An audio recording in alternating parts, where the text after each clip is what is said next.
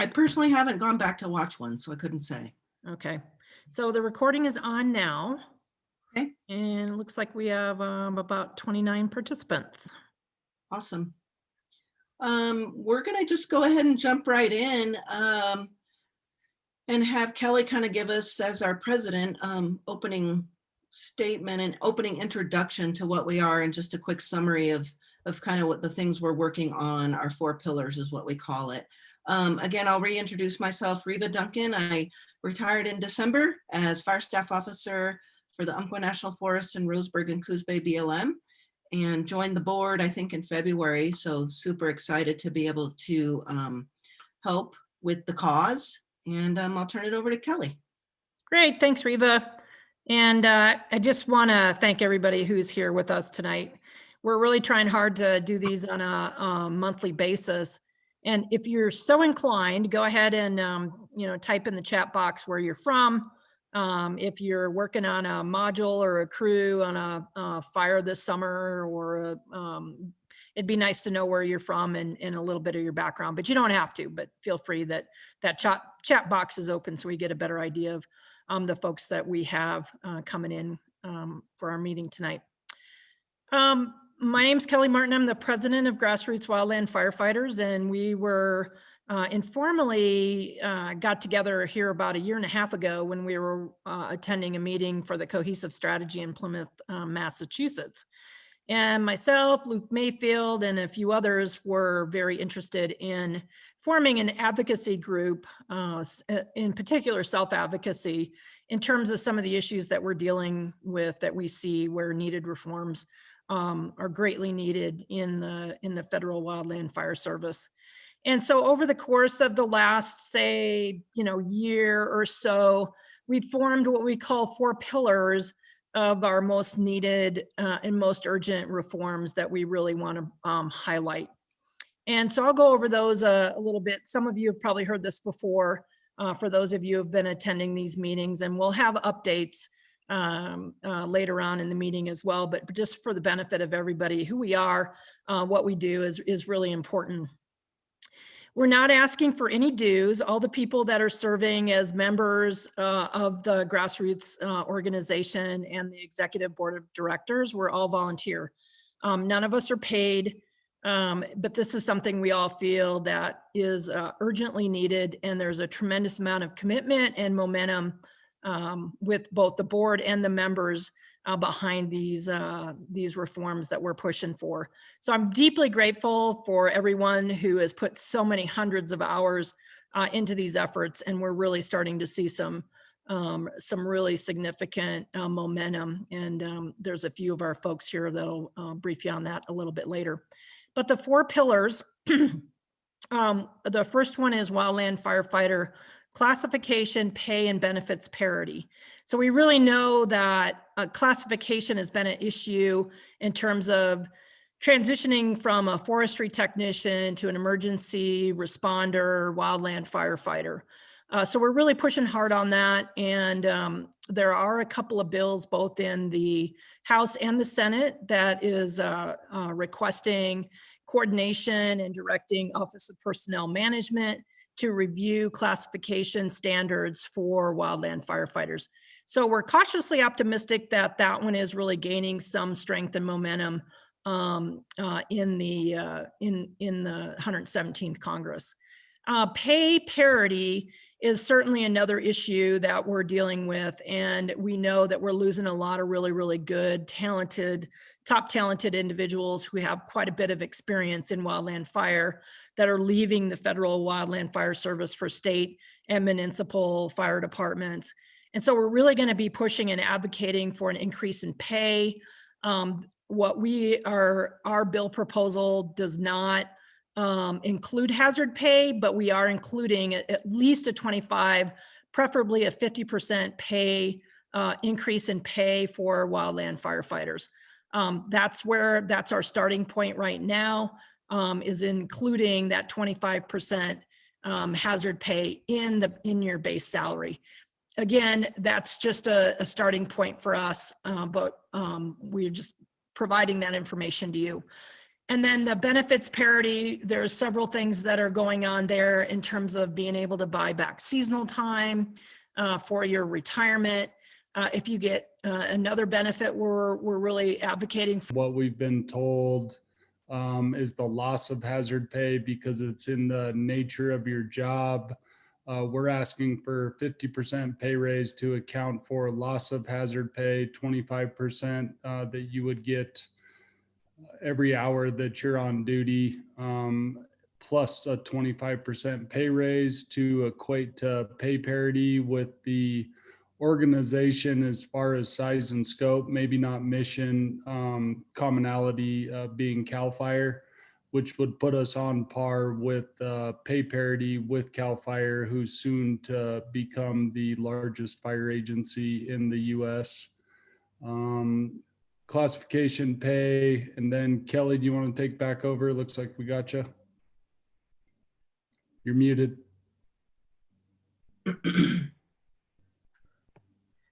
I apologize. I'm not sure what happened there. So that first pillar, classification, pay, and benefits parity, we've really spent a lot of time around. So we have no illusion that all of this is going to happen all at once, but there's multiple opportunities to work on these pillars at the same time. The second pillar is Wildland Firefighter Comprehensive Health and Wellbeing.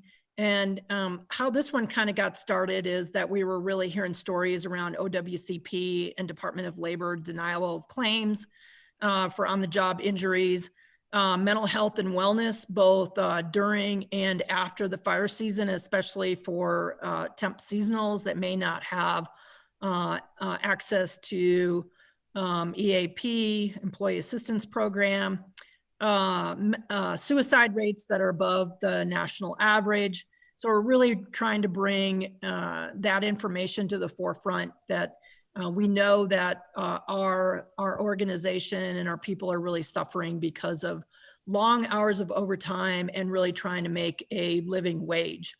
We know that people are chasing hazard pay and overtime to the tune of sometimes 1,000 to 1,200, maybe even 1,500 hours of overtime, which is just, that's not sustainable from a workforce standpoint of view. So addressing that under Pillar 2, comprehensive health and well-being is really important.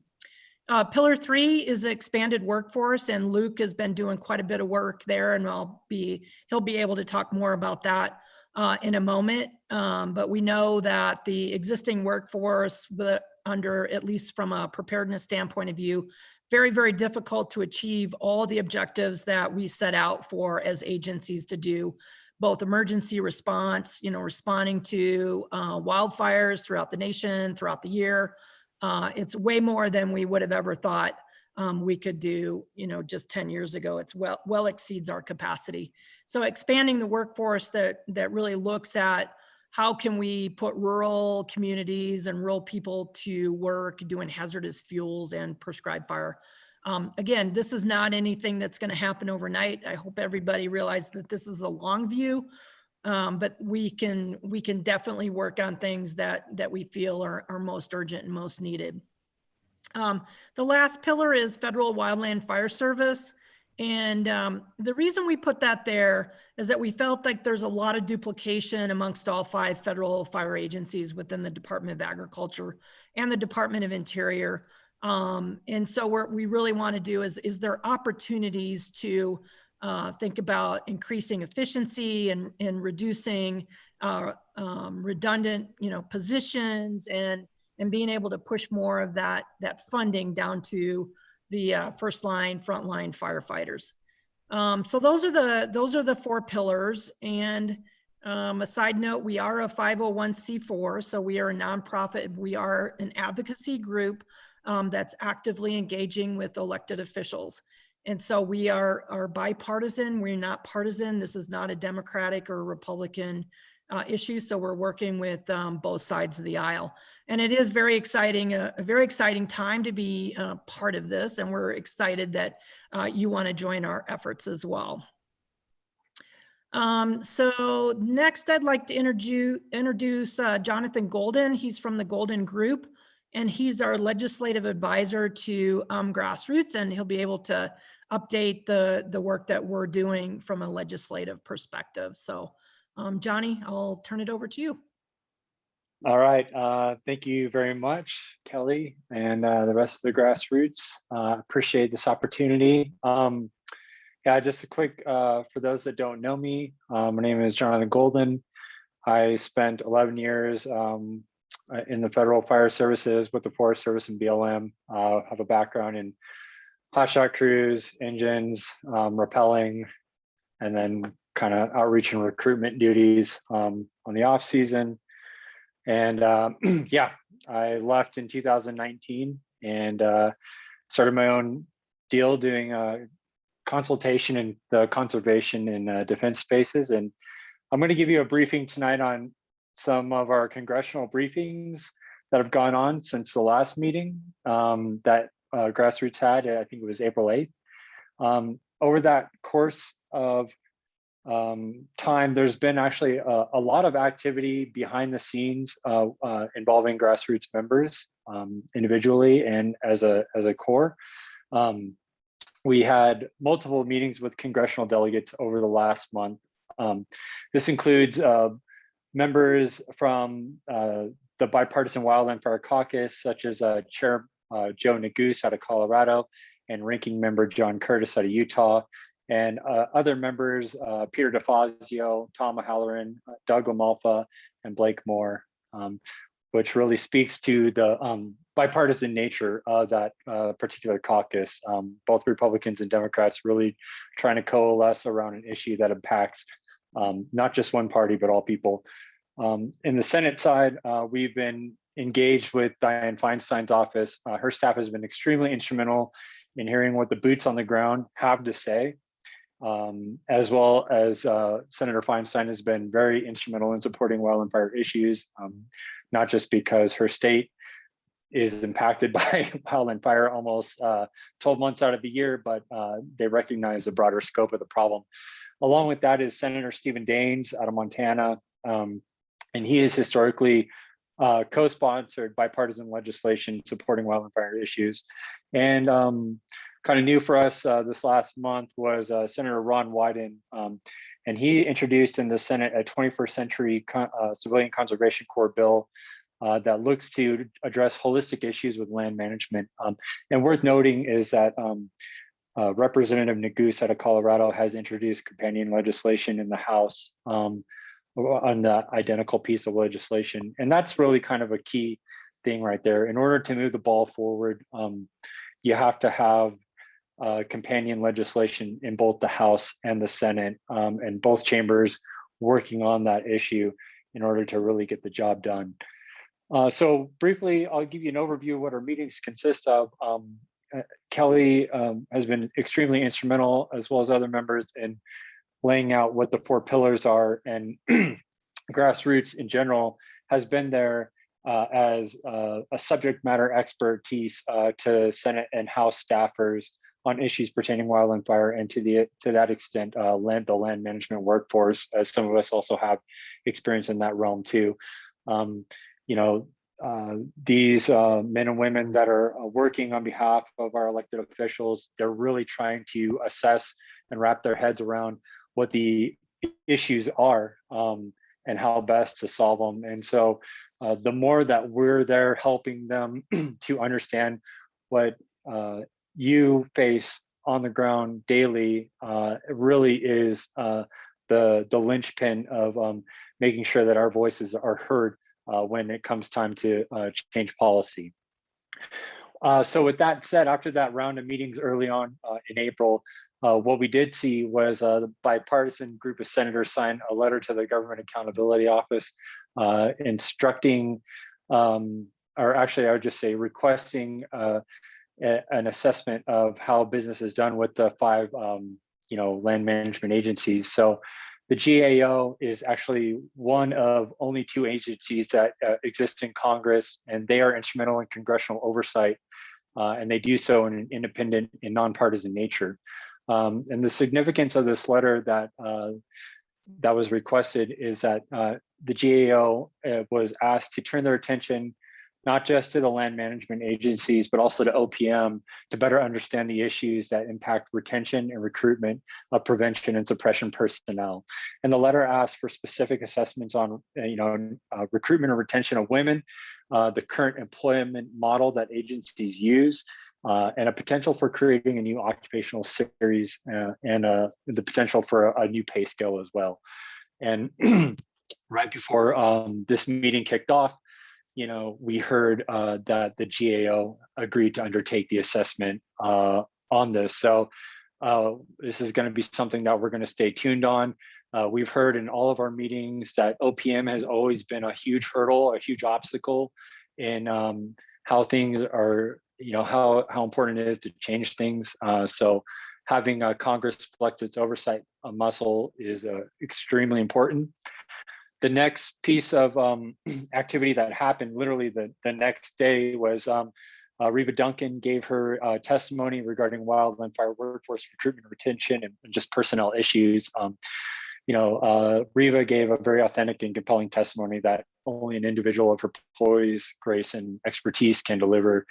And to be fair, a very nerve-wracking environment. Of note in that testimony were members who sit on other committees, such as the House Oversight and Reform Committee, which is a committee that is very instrumental in moving the ball forward with pieces of legislation. So as we've seen from time and time in the past, Representative Lamalfa out of California, who is very engaging with Riva during the testimony, has introduced legislation regarding wildland fire issues, but his bills always end up in the House Oversight Reform Committee and go nowhere. And so having members that were on the House Oversight Reform Committee participate in that hearing is going to be key in making them aware that this needs to be taken up by the Reform Committee and actually move forward for vote.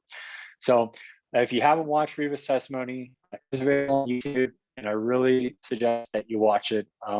And it's pretty compelling.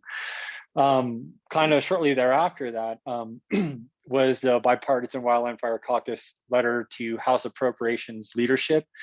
This is getting kind of nerdy legislative stuff, but it's really important to have appropriations on board and at least tracking what we're doing, because that's the purse strings. And so when the members of the caucus write a dear colleague letter to House appropriators saying, hey, we need you to look at these issues and to please provide the appropriate funding, it's a nice symbolic gesture. Could it go a step further? Could they be more specific? Yeah, sure. But what's kind of different is we haven't really seen that lately. And when I say lately, probably over the course of the last decade or so. So I think that's significant. And I think the caucus, the Bipartisan Wildland Fire Caucus, is trying to do good and make a name for itself. Let's see. Next up, we had Kelly actually brief U.S. Forest Service leadership and legislative affairs. And, I think this is extremely significant, and this buys us a lot of cachet with the agency, because we're putting our cards out on the table. We're showing them this is what is important to the boots on the ground. This is what we're working on. And this is, we need your support. It's kind of a symbiotic relationship. We can have an adversarial relationship, which will not buy us any credibility when we talk with our congressional leadership and congressional delegation, or we can say, hey, we have actually buy-in and support, and we're in talks with the legislative affairs from the agencies, and here's where we're at. And that really goes a long way on Capitol Hill. We need to create continuity and help ensure that the boots on the ground have a voice in the process. And this is just one way of letting everybody know this is what we're up to. Shortly after that, we saw Secretary Vilsack tour Cameron Peak with Governor Polis of Colorado and Senator Bennett and Representative Neguse.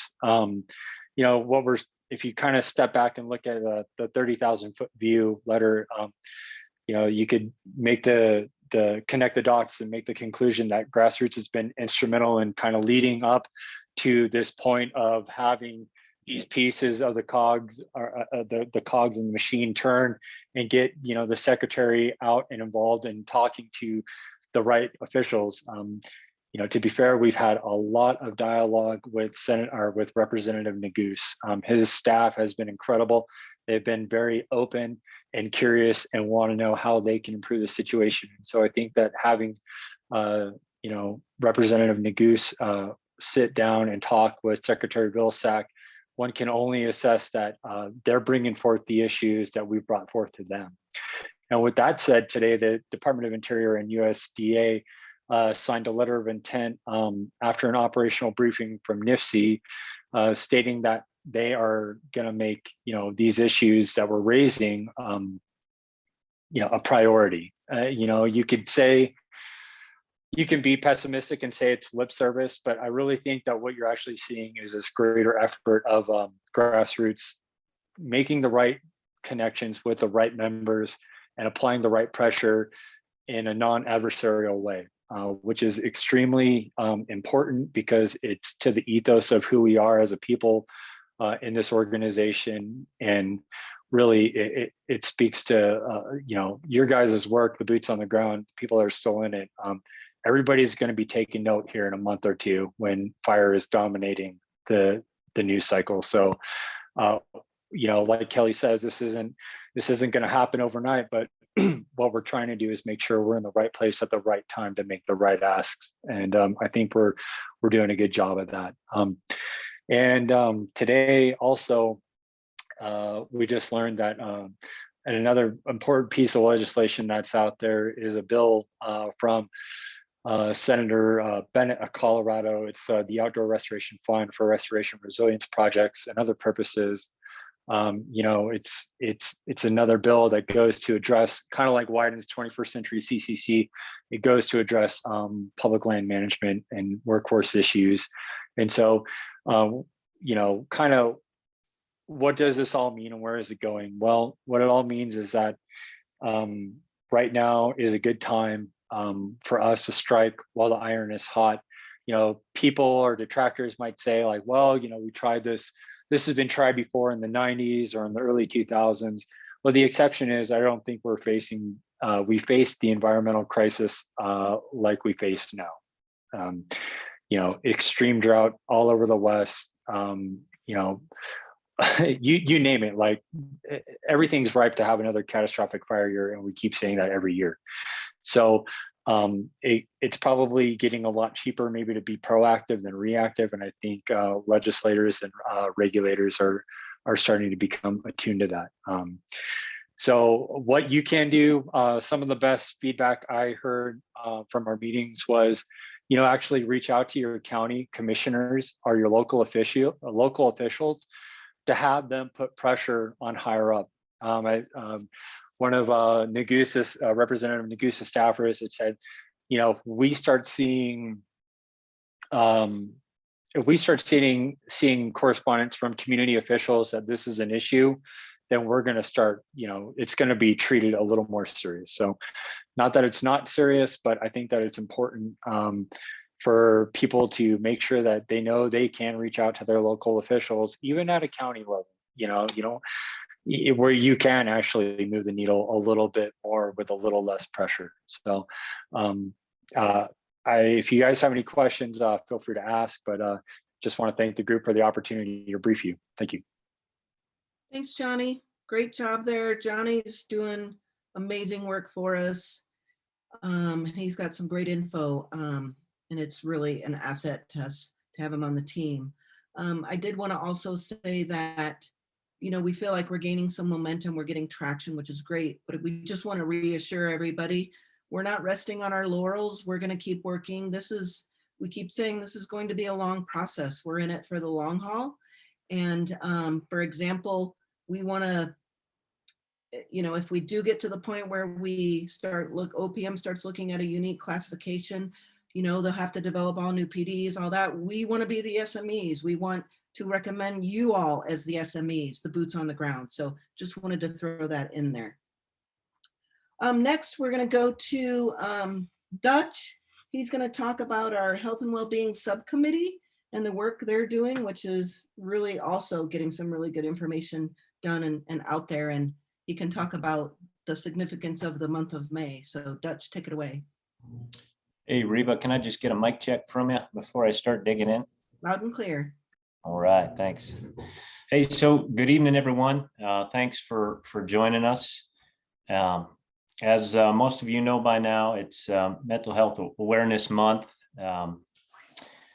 which, in large part, I believe is really what started bringing this group together.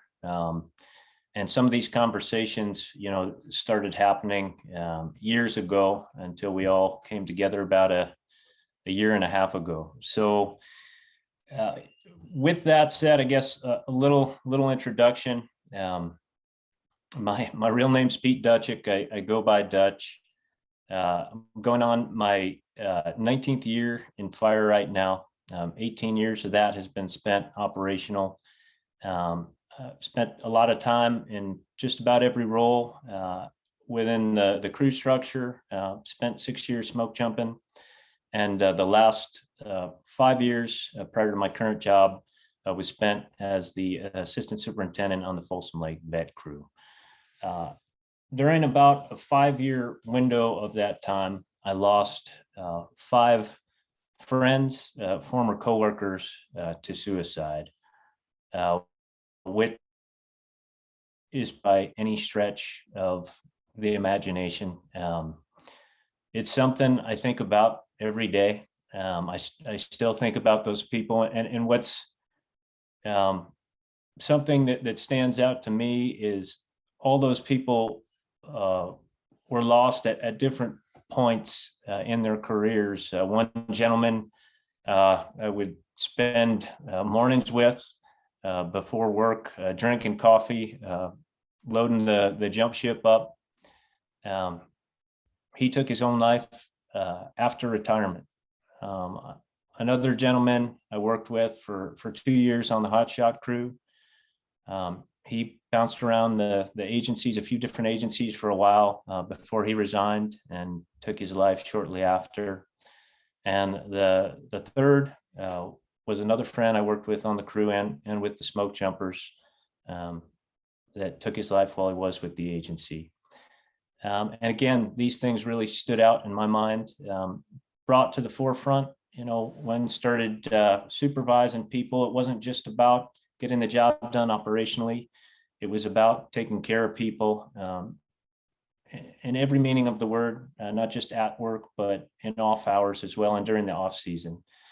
During my time with the Folsom Lake vet crew, we really focused on the mental health side, mental health aspect of it,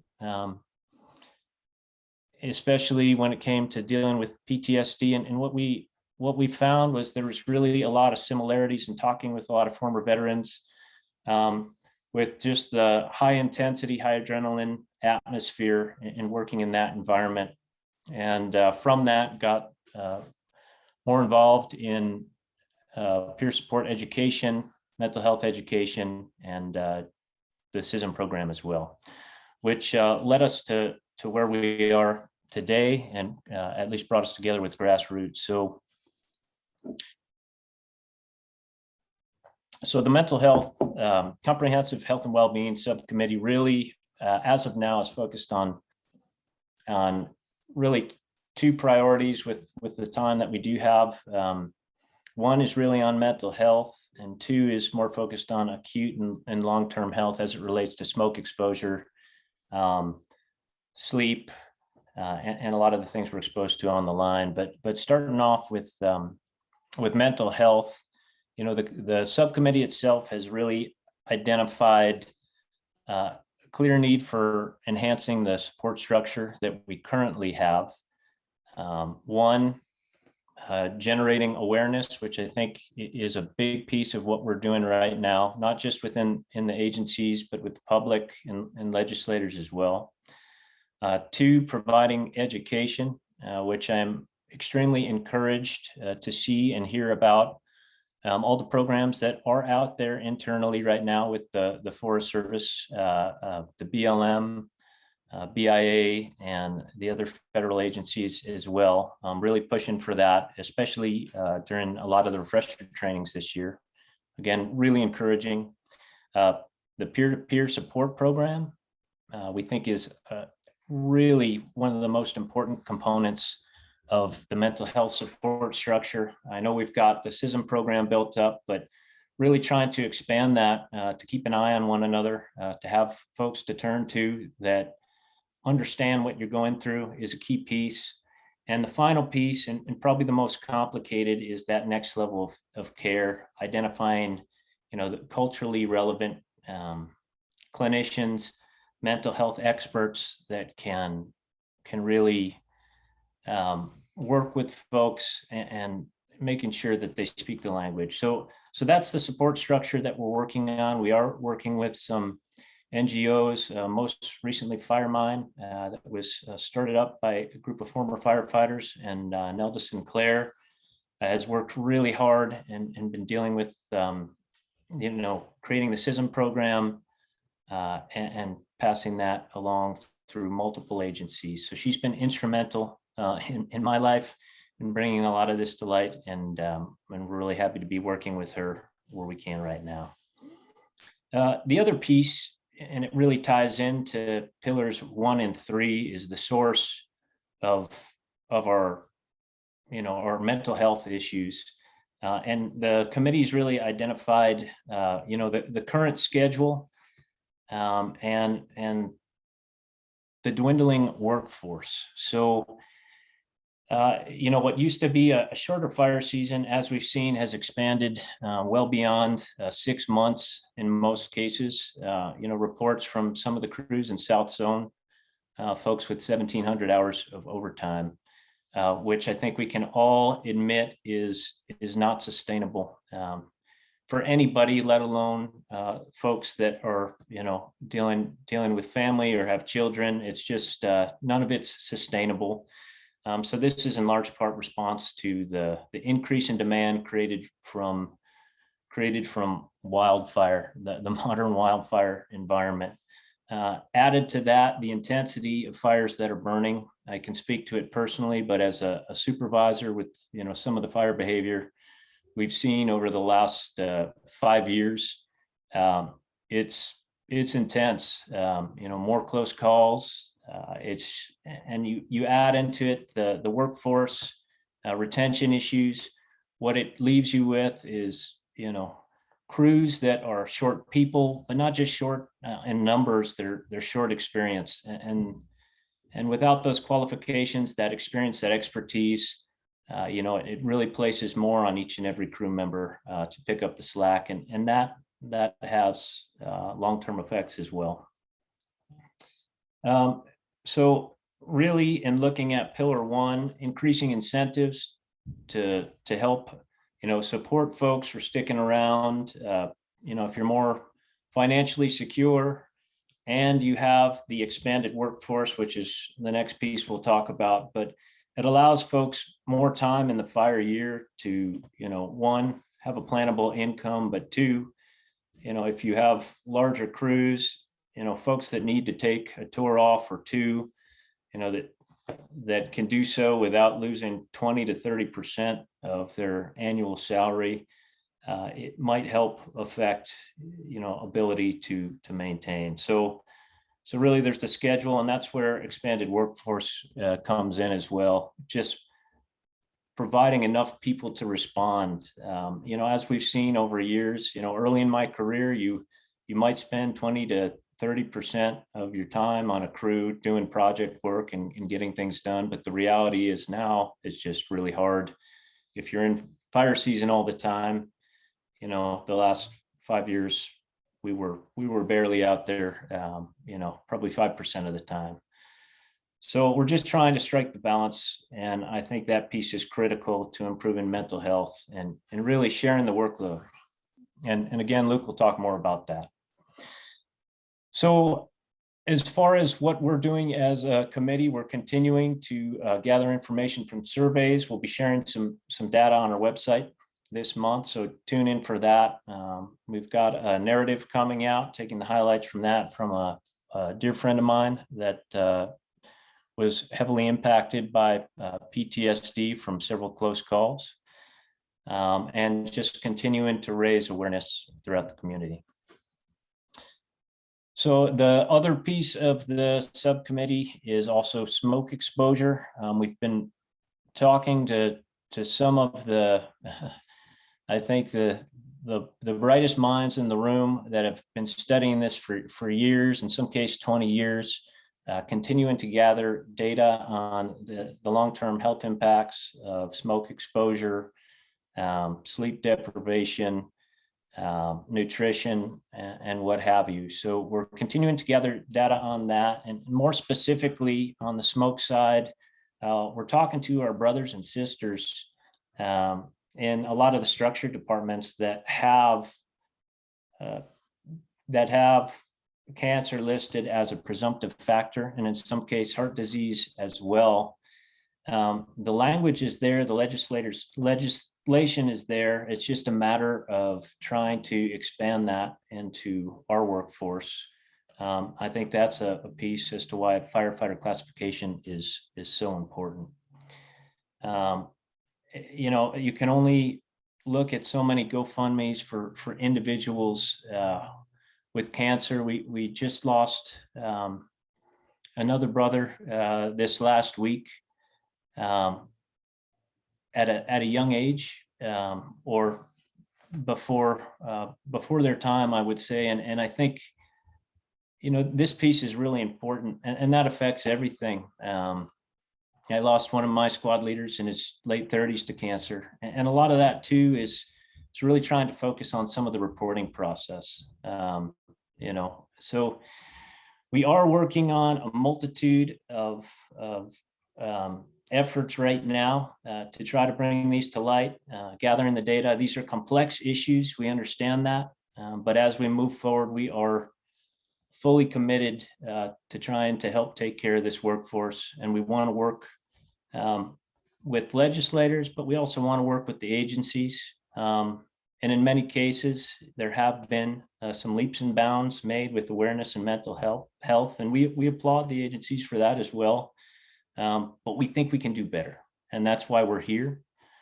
So again, I just want to thank everyone for coming tonight. I want to thank the group, in particular, the folks that are retired and still getting after it, and some of the folks that have left the federal agencies to take on, you know, other efforts, and are still heavily involved in helping the boots on the ground. So thanks again, and I will pass it back over to Riva. Thanks, Dutch. Great update. Thanks for all the great hard work. Next, we're going to go to Luke. Luke's going to go ahead and talk about the expanded workforce and anything else that he wants to talk about. Go ahead, Luke. Yeah, I tend to ramble. My name's Luke Mayfield. I'm currently the Vice President of Grassroots. I spent 18 years with the United States Forest Service. My last 12 years were on interagency hotshot crews in Region 6 and Region 3. Had the privilege of going from a crew member to an assistant hotshot superintendent, and was detailed as a superintendent during my last season with the Forest Service. Yeah, the reason I left, to say it bluntly, because twice a year I wanted to put a bullet in my head, and I thought that I had an opportunity to leave, and I also thought that that opportunity would allow me to advocate for reform and change that I didn't have as an employee. And I'm pretty pleased to be able to work with the folks within Grassroots and the folks that are on this call and have been on a variety of calls. As far as Pillar 3 and expanded workforce, I'd say right now, obviously the pillars have changed to what they, we're adapting to the environment that we're given. So Pillar 1 being the priority, which is classification, pay and benefits. Pillar 2, comprehensive health and well-being, and then a switch with Pillar 3, going from a national fire service to an expanded workforce. Pillar 4 being the National Fire Service. Pillar 3 has originally been coined the Land Management, Workforce Resiliency and Education Initiative. That's changed just to an expanded workforce due to the political environment that's out there right now. We have the Senate version of the 21st Century CCC bill presented by Ron Wyden in the 116th Congress, and then Nagoose with the House version in the 117th. And then I'm going to screw this up. I'll refer to Johnny on Bennett's bill right now. I was just reading up on this, but the workforce, land management, resiliency, something, something. Johnny, what is it exactly? It's the outdoor restoration fund for restoration and resilience projects and other purposes. Yeah, I'm not that smart. I was a hotshot much longer than not. So you've got that, the 21st Century CCC, Ron Wyden's co-sponsor of that. So right now it's essentially trying to figure out how we fit something similar to land management, workforce resiliency, and education into Bennett's proposed bill, the 21st Century CCC, and President Biden's America Works initiative, act, whatever that is. But there's lots of opportunity and there's lots of, I'll say, money out there to provide the funds to expand the workforce and take away the necessity of competing objectives, because right now we've got two objectives. One is suppression, and that's the only thing that's acted on. Number 2 is land management.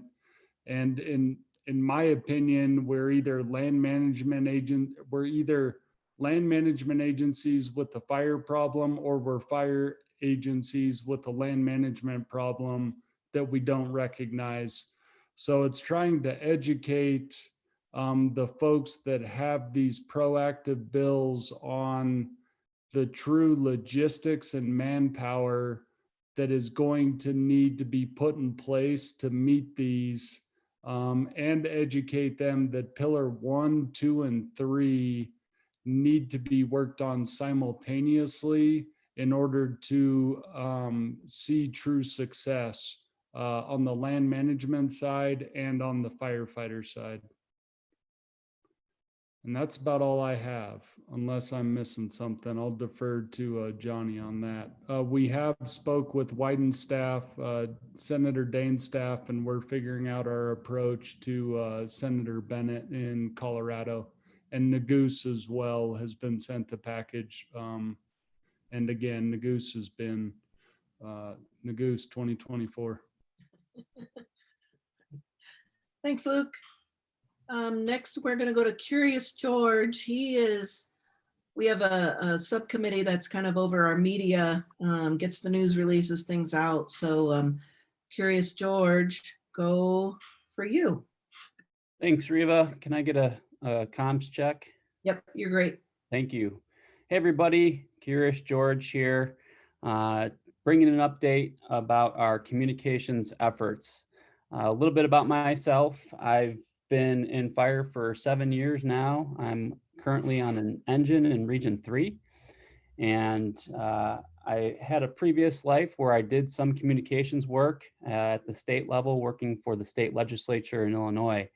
I'm trying to bring some of those skill sets to our group and make sure we're doing what we can to get our message out to the general public, to legislators, and also to the traditional media. So newspapers, radio, and any other source like actual TV. So a couple updates for you this evening, just a quick rundown. There's a couple media outlets that we've been working with that are interested in doing more long form stories about some of the efforts we're working on. So we do have some efforts going on with NBC News right now. I'm sure a bunch of you have been following some of the stories put out These are probably the more in-depth stories that really get to the crux of what we're working on. So look forward to some more information coming out by NBC News. We're also working with Colorado Public Radio. Colorado Public Radio is interested in doing some stories on our efforts and just in general reporting about the wildland fire season. That's of note because I know you've heard Congressman Goose's name quite a few times today, but that's going to kind of cover his district. We're also working with the LA Times, making sure that we're getting them good information and hoping to get some stories out in that large media market. There's also quite a few others that we're working with. I wanted to take the opportunity to thank folks who took the time to email us with information on your local newspaper. We want to make sure that we're adding your local newspaper to our media list. Our media list started with about 50 different publications across the West, and now we're over 300.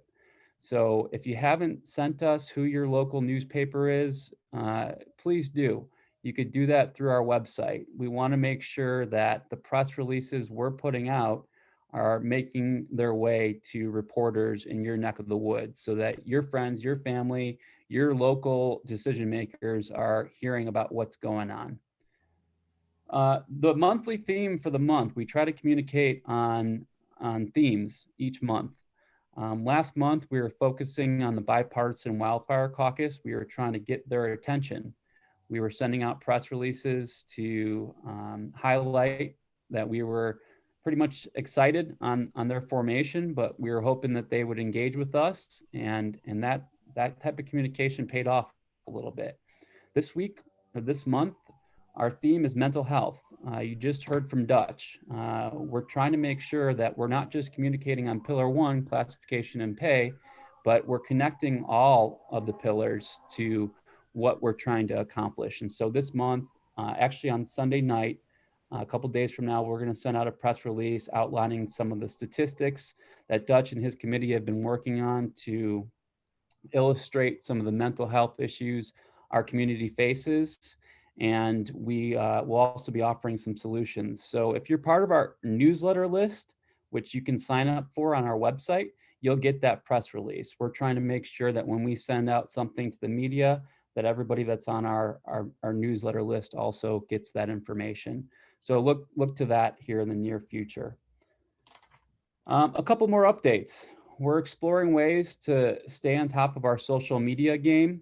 None of us are social media pros, and we're thankful for the folks that have been helping us out on social media. If you're somebody that is really up on social media and able to put together a program, we'd be interested to hear from you. Reach out to us on our website. Let us know if that's something that you specialize in, or you know some techniques or tools that we can use. We're looking at ways to keep on growing our social media profile. We know that that's a pretty major source for firefighters to find out about what we're working on.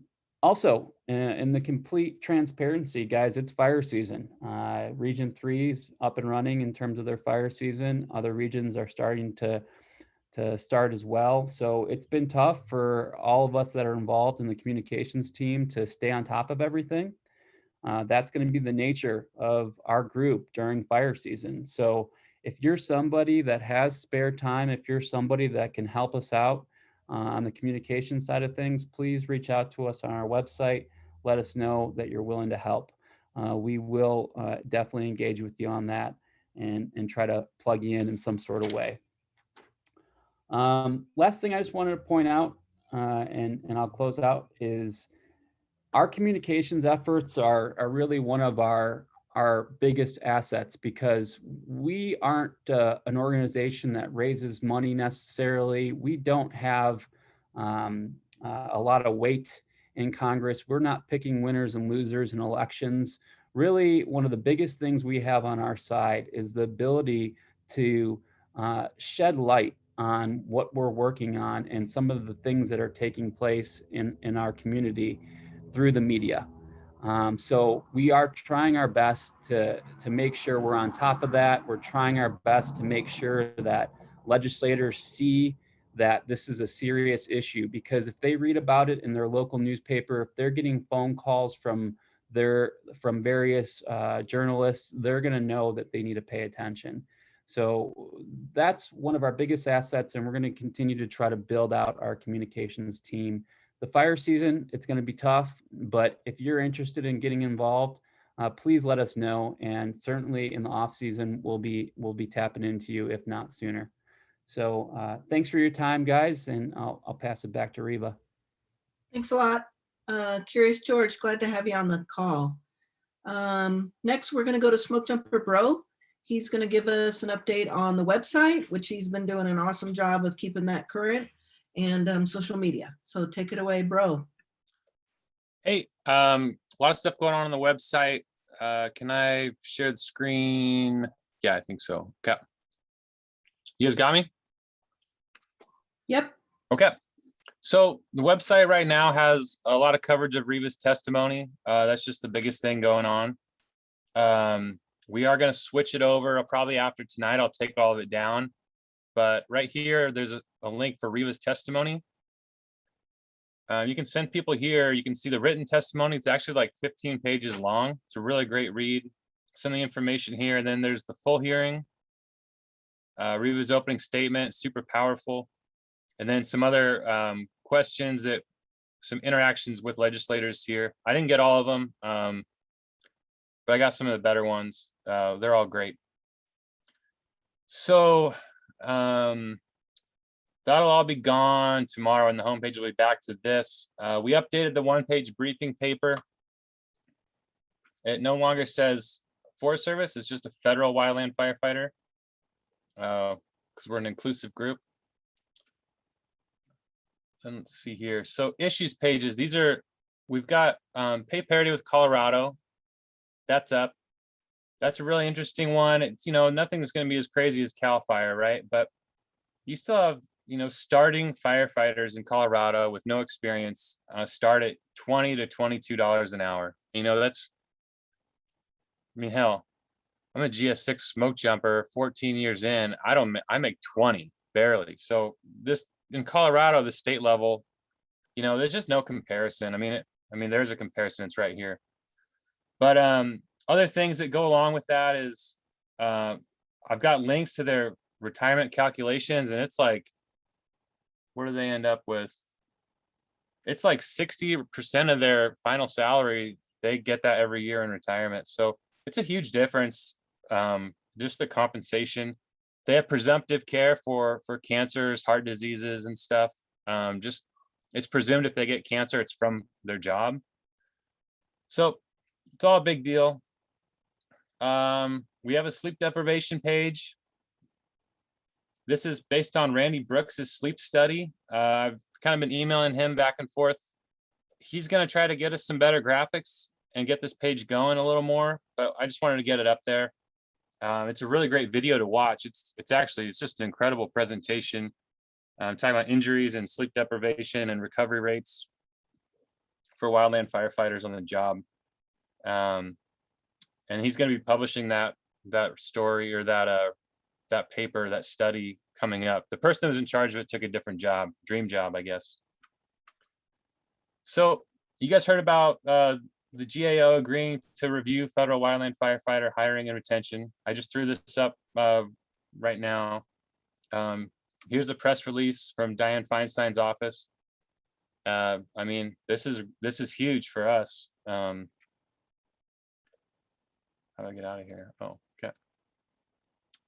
We got somebody in Oregon wrote an op-ed in the Sunday Oregonian there. Randy Moore. This is getting a lot of clicks. He just comes out and says the Forest Service is a feeder organization, and they can't retain anybody. It's kind of an incredible thing to say. It's the part that's not supposed to be said out loud, but good for him. This is the original letter that Feinstein and Senator Sinema and a bunch of people wrote to the GAO.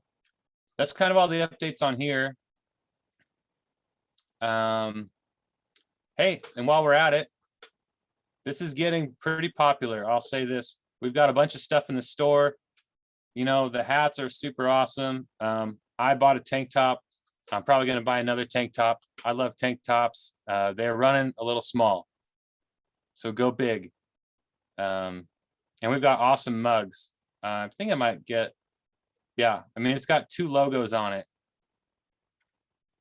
Anyhow, we don't really make much money on the gear. It's like a couple bucks here and there, but man, throw a sticker on something, bar, whatever, buy a hat, tank top. The shirts are super nice.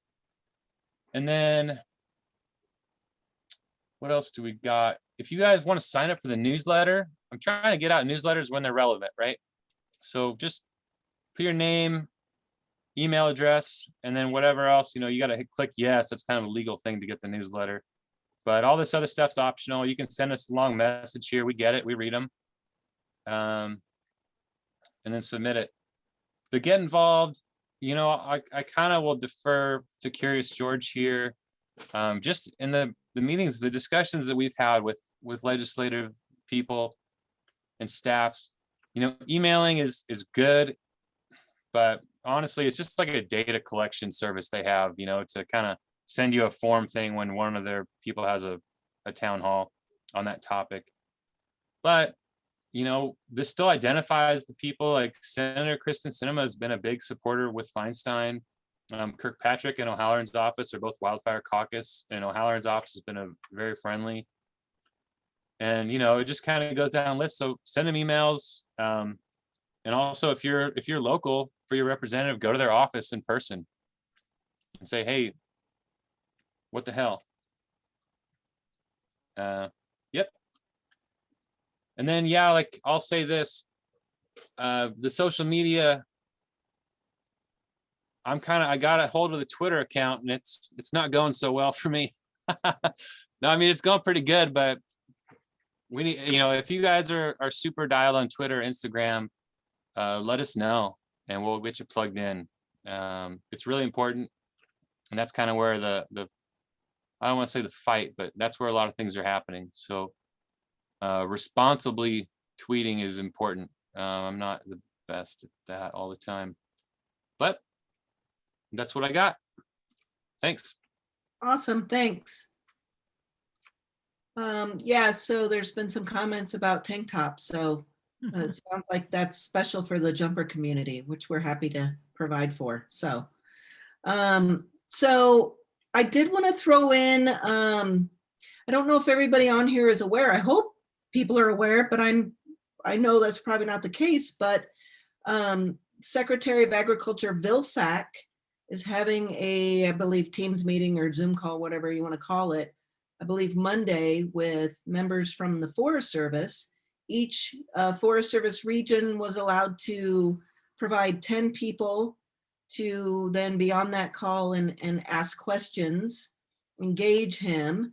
We're not about like taking credit for stuff, but we do feel like our efforts and our momentum has influenced that conversation and that discussion. So we're pretty happy about it. So if you know who from your region is going to be one of those 10 people, front end load some questions for those folks. We need to keep the pressure on in a respectful manner with the agencies and the departments. And so this is a really good opportunity again for some folks to talk not one-on-one, but at least directly to the secretary. So we're hoping that then that conversation, we're hoping it gets recorded by the Forest Service and then that gets out to everybody that we can all see it, but we'll have to stay tuned for that. So I just wanted to throw that in there. I think that's it for us doing all the talking. So if people have a question, do we want to stop the recording now, Kelly? What do you guys think? Yeah, I guess one more thing that I'd like maybe Johnny to help us address is the current legislation that's both in the House and the Senate. And what is the best way, like if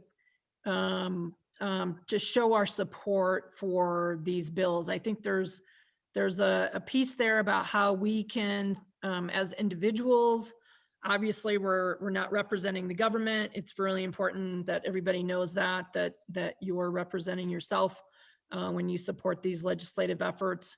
But then also co-sponsors. If we're looking to increase co-sponsors in the bills that are most important to us.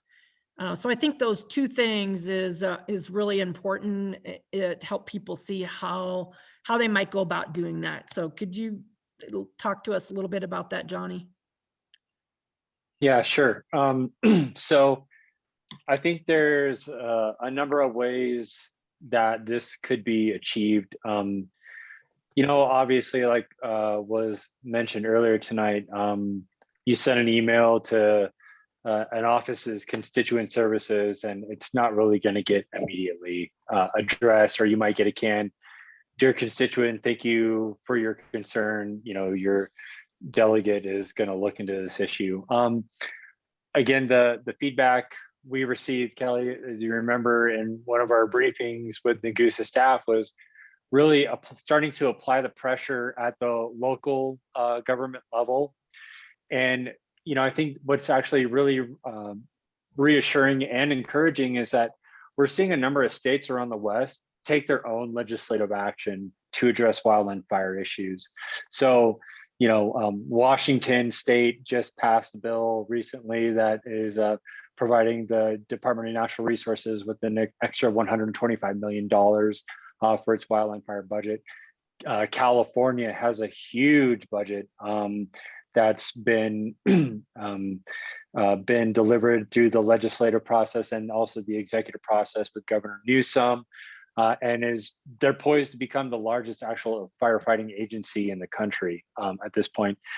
In Utah, where I'm at, Governor Caucus signed into law House Bill 65, which is actually going to start to increase the pay of Utah DNR employees and also address wildfire prevention. So it's not lost on these local officials the issue that wildfire is, and especially with water being so tight.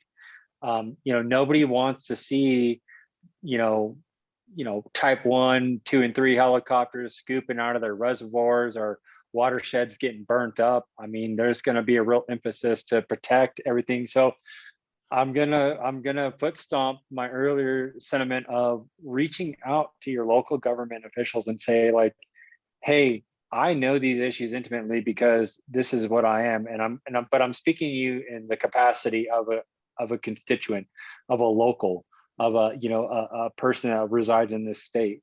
And it's really important that you speak to, you know, our elected federal officials about this issue.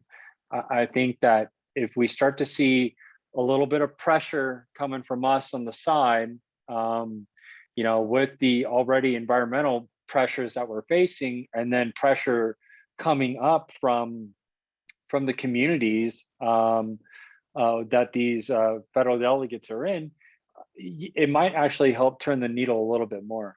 We're in a unique time where, you know, as we like to say, the holes are in alignment, right? Except this time it's not a Swiss cheese model. What we're talking about is a policy window. We have a executive branch that has made the climate and the environment a pressing issue. We have legislators that are taking note and are really attuned to the issues of conservation and wildland fire and infrastructure.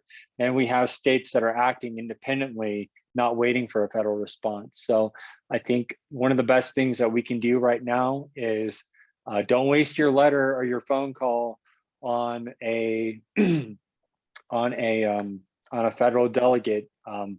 Get at your local officials, and, you know, don't be afraid to kind of name and shame your member when they don't do something.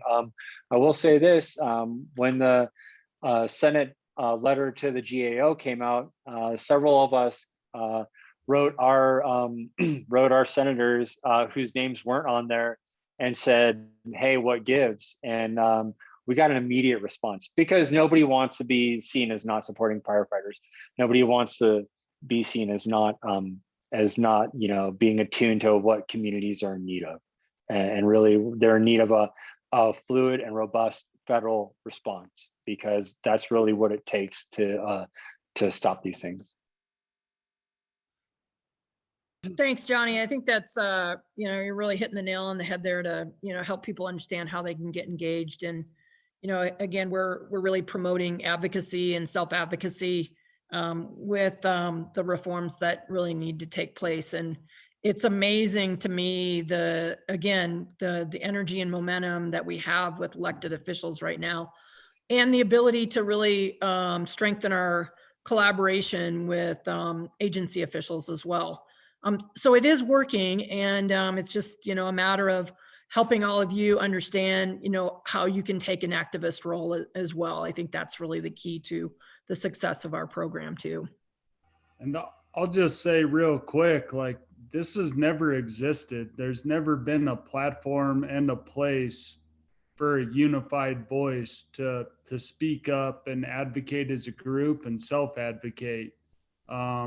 It's pretty amazing and impressive what has been done based off of everyone on this call, previous calls, paying attention in social media, the website, a unified voice, and everyone getting in on this and approaching their respective congressional representatives. This is an amazing thing. And all we have to do is keep it up, keep the pressure on, and fix what currently is a misclassified, undercompensated, and uncared for federal workforce. And I think the work that's been done is amazing, and please keep the pressure on and keep it up. That was really great, Luke. I really appreciate that as kind of a thought to end our presentation here and then hear from all of you. But yeah, compensation, classification, health and wellness is our push. So at this point, I'm going to go ahead and stop the recording, and then we'll open it up for questions.